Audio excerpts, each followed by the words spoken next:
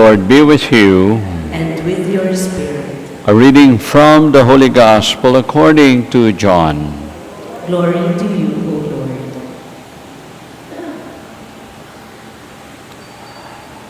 Jesus said to his disciples, "If the world hates you, realize that it hated me first. If you belong to the world will love its own.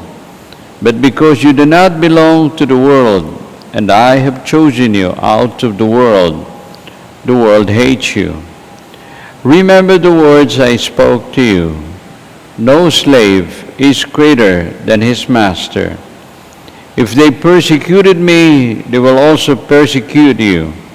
If they kept my word, they will also keep yours.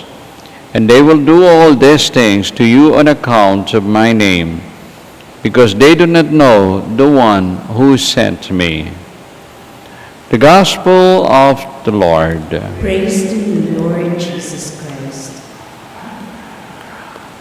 Dear brothers and sisters, good morning. Good morning, Father. The word hate, galit, is something that we would like to avoid. And this the Lord reminds his disciples, if the world hates you, then realize that it hated me first. If you belong to the world would love its own. But because you do not belong to the world, I have chosen you out of the world hates you. This is from the Gospel of today, John chapter 15, verses 18 to 21. The challenge of the Lord to his disciples is, can you bear the hatred, the adversity that the world is dealing you with? Kaya ba ninyo yon? Yung mga pahirap na inyong haharapin. And he challenges them by reminding them, no slave is greater than his master. And if they persecute me, they will also persecute you. Walang alipin na hihigit pa sa kanyang Panginoon. Kung ako ay pinahirapan nila, kayo rin, yun din ang mangyayari sa inyo.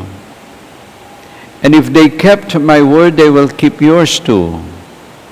All of this they will do on account of my name, because they do not know the one who sent me.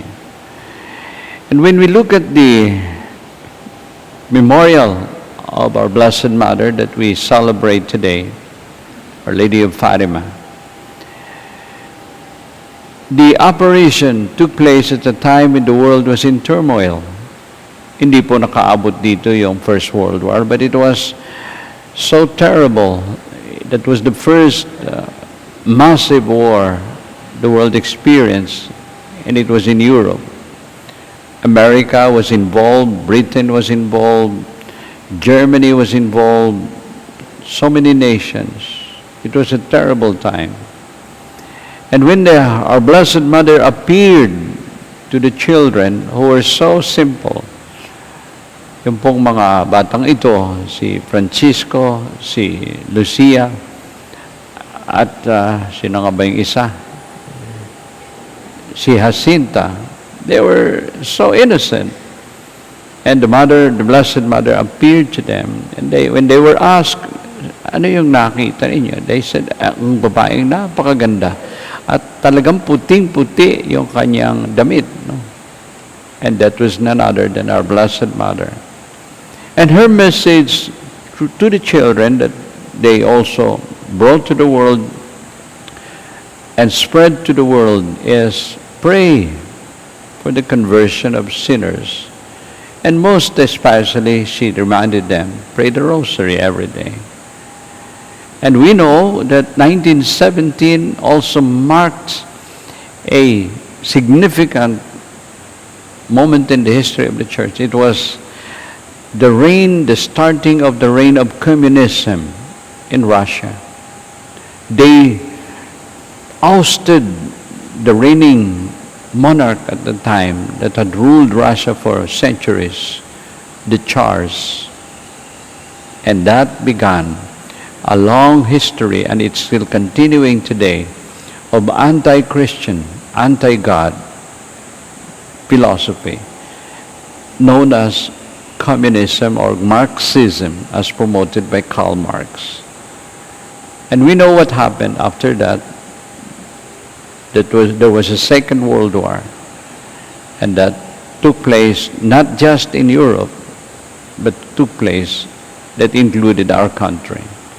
And all of this had been foretold, so to speak, in the secret messages of Fatima. And the conversion even of Russia was prophesied there by our Blessed Mother. But you know, even if there was a miracle that happened in 1917, the dancing of the sun, witnessed by so many people, anong epekto nito? Did it change the world? At that moment, probably, those who witnessed it were changed. But what happened to the rest of the world? Wala din. Parang wala lang din. So the Lord tells us, if the world hates you, and you cling to me and my words, remember this. You are not greater than the master. The slaves who follow the master will also experience what I have experienced. And so today I would like to offer this song that was popularized by Basil Valdez. Ang title po ng kanyang kanta ay Cristo, which is, I suppose, very fitting and apt in our reflection. Ikaw ang lagi kong kausap, ikaw ang lagi kong tinatawag, gabay ka ng bawat pangarap, lakas ng bawat pagsisikap. Ikaw ang tunay na kaibigan, ginto ang puso at kalooban. Ngunit hindi lahat ay may alam na Kristo ang iyong pangalan. Kristo, Kristo, bakit minsan ka lang nakilala? Kapag nakadama ka ng dusa at pangamba, tinatawagan ka, sana maawa ka. Kristo, Kristo, kulang pa ba ang pag-ibig na dulot mo? Bakit ba ang mundo ngayon gulong-gulo? Anong dapat gawin? Kami, tulungan mo. Our Lady of Fatima, pray for us. Jesus, the Divine Healer, Have mercy